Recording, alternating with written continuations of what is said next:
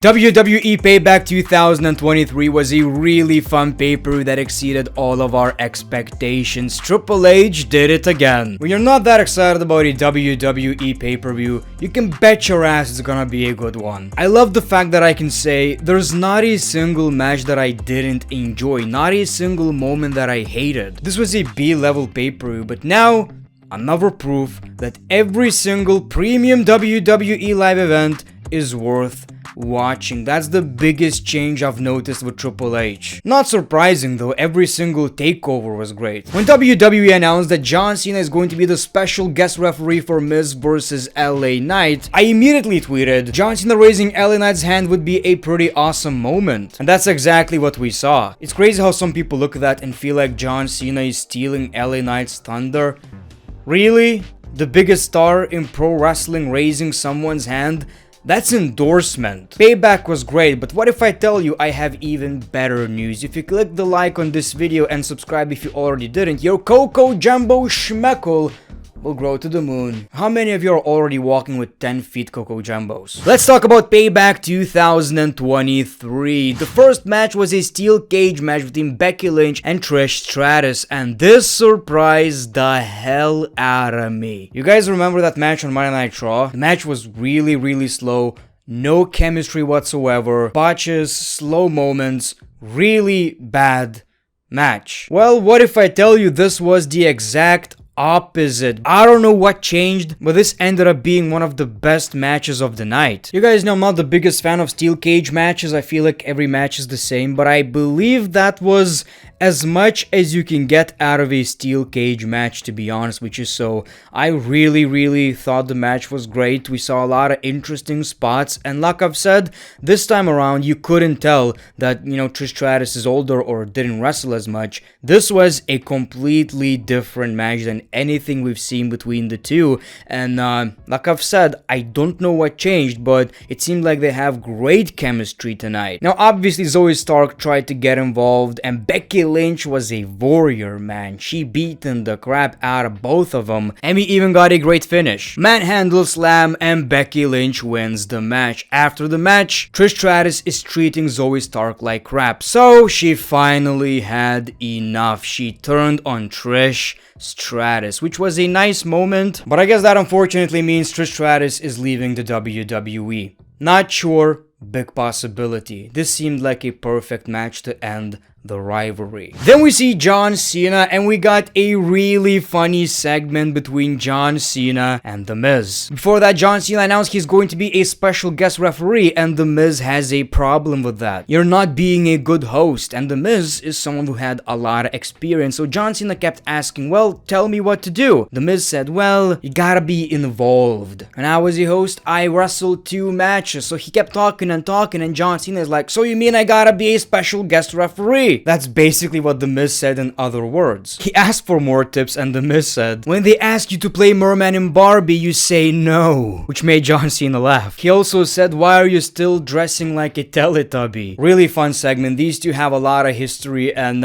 this was a really like genuinely funny promo. Then we see LA Knight, and John Cena was the special guest referee. I don't know if I read it somewhere, but I believe John Cena said he really likes LA Knight, so maybe he wanted to get involved and exactly do what I thought he should do, raise LA Knight's hand. I really enjoyed this match. People were digging it. Every time The Miz would hit LA Knight, they would boo. Every time LA Knight would hit The Miz, they would go with yeah. The quality of the match was good, but the highlight was the crowd's involvement and appreciation for LA Knight. I also liked how John Cena was not being a typical referee. When you go past the 5 count, he's not gonna disqualify you, he's gonna put you in place. He did that to The Miz, to LA Knight, so LA Knight and John Cena were not necessarily friendly in this match. But of course, LA Knight ended up winning. John Cena raises his hand, and I was like, that's a great moment, exactly what we needed. That wasn't it. After all the replays, we see John Cena and LA Knight on the stage. It looked like John Cena's about to throw hands, and I wouldn't mind seeing this match, but then he went for a handshake, and you can tell LA Knight is really happy. That was one of the biggest moments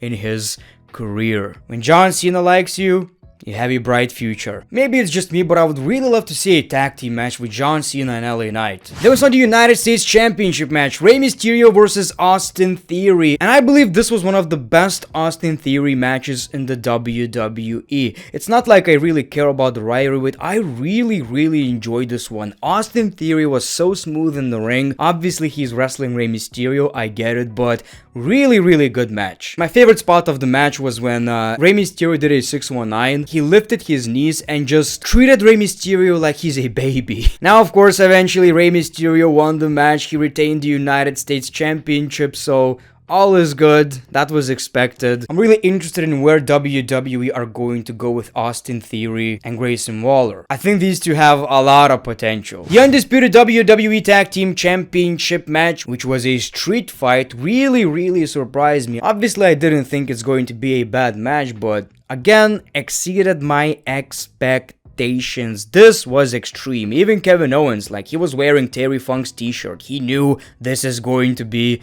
extreme, or at least as extreme as you can get in the WWE nowadays, and I wouldn't necessarily want anything more. As you can imagine, Dominic got involved, Rhea Ripley got involved, JD McDonald's, I'm loving it, Big Bag Double Cheeseburger, ta-ta-ta-ta-ta, proved that he could be very valuable to the Judgment Day. So, you know, we saw some really good spots, and yes, people, Dominic Mysterio proves again he's the most valuable wrestler in the Judgment Day. Finn Bálor and Damian Priest won the Tag Team Championships, and now everyone in the Judgment Day is a champion. We got Pyro. This was pretty beautiful. This was pretty big. It's awesome. And you know, it's kind of sad that Kevin Owens and Sami Zayn lost the tag team championships, but this was the right match. Another match of the night contender. It's interesting what's gonna happen with Sami Zayn and Kevin Owens, but I'm not ready for the heel turn. So we saw the Grayson Waller effect with Cody Rhodes, and as you can imagine, Grayson Waller acts like Cody Rhodes needed the rub. You know, he wants to get that clout from Grayson Waller. And Cody didn't waste any time. His attitude was like, okay, bud. He pulled some strings and he brought this man to Monday Night Raw. Jey Uso's music hits, which is day one-ish, but a different version. Now he's talking about himself, which at first sounds really weird. It's gonna take time to get used to it. Waller insulted Jey Uso and got super kicked. And we saw a nice moment between Cody Rhodes and Jey Uso. These two have a lot of history, but now they're kinda on the same page. There is mutual respect here. And you know, you can only hope that we're going to get a story between the two. Not against each other, but a rivalry or something where these two have to work together. And people don't seem to understand. We got the same thing between Dominic Mysterio and Rey Mysterio. Jimmy and Jey are going to be on different brands, and eventually we're going to see that match at WrestleMania. So I say, be patient. I don't think you should be hating on the story already. Women's World Championship match. Rhea Ripley versus Raquel Rodriguez. Not sure how you guys feel about this match, but I don't think it was bad. I think it was way better than expected, longer than expected. Obviously, the biggest attraction of the match was two very, I don't know if that's a word, but alpha females, if that makes any sense. And surprisingly, Raquel Rodriguez was kinda the stronger one in this match. She no-sold a lot of shit from Rhea Ripley. And Raquel is good, you know, but the biggest problem I have with her character is that, I don't know how to put it nicely, but she's too much of a babyface, I guess. From the attire to towns to entrance to everything she does, it's almost like she has no character. And it's not her fault, it's the stuff that's written for her. But again, people, Dominic Mysterio proves he is the MVP of the Judgment Day. Because of Dominic Mysterio, Rhea Ripley managed to retain the World Women's Championship. So far, every single match delivered. Like I've said many times, takeover vibes. Finally, it was time for the main event, the World Heavyweight Championship match between Seth Rollins and Shinsuke Nakamura. I love this Shinsuke Nakamura character. We got this little animation cartoon. It's just something different and it works. I like it. I, treat Shinsuke Nakamura as a threat again, which is awesome. The match was also really good. Like I've said, this is the best Shinsuke Nakamura we've ever seen. I like the story they told in the ring. Seth Rollins has has back issues. Hulk Hogan is like, that's just funny, brother. I doubt he has as much back issues as me, you know. I've been dealing with these back issues for months, for years now, brother. Whatever the case may be, there's still some back issues, and it's not like he's injured. Seth Rollins can manage it, but it's a dangerous spot. So Shinsuke Nakamura focused on his back. The match was awesome, many good spots. We've seen this match already in like 2018 or 19, so we kinda knew what to expect, but I love the story they told. That's the type of wrestling I love. Flips and all of that can be fun, but you gotta make me care. You gotta tell a story in that ring. And from start to finish, that's exactly what they did. Even when Seth Rollins won, he barely did that. And Shinsuke Nakamura was the first one to get on his feet. So Seth Rollins won the match, but is he really the tougher man? If WWE wanted Seth Rollins to win, that was the best way to do it. You can't hurt Shinsuke Nakamura's credibility because now he just gained it. Finally. There's no way we ain't seeing that match again, right? That was the point of the finish.